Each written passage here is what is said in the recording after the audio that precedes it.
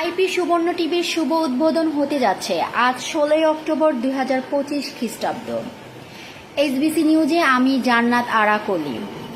শুভ উদ্বোধনী অনুষ্ঠানে উপস্থিত থাকবে দেশের জনপ্রিয় আইপি সুবর্ণ টিভির চেয়ারম্যান গোলাম কাদের। পরিচালক মোহাম্মদ সিদ্দিকুর রহমান জানায়, এ প্রতিবেদককে 2014 খ্রিস্টাব্দ থেকে 2020 খ্রিস্টাব্দ পর্যন্ত সুবর্ণ টিভির সুনামের সাথে পরিবেশন করা হয়।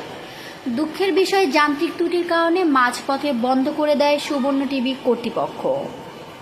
সিদ্দিকুর রহমান আরও এই প্রতিবেদককে জানায়, সুবর্ণ টিভির লোগো ইতোমধ্যে সরকার অনুমোদন রয়েছে।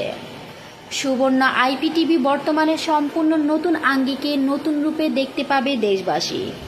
সভাপতি গোলাম কাদের তার বক্তব্যে জানায়, আগামী নির্বাচনকালীন সময় বিভিন্ন রাজনৈতিক দলের সম্ভাব্য প্রার্থীগণ সুবর্ণ টিভিতে সরাসরি তাদের নির্বাচনী ইস্তেহার ঘোষণা করতে পারবেন।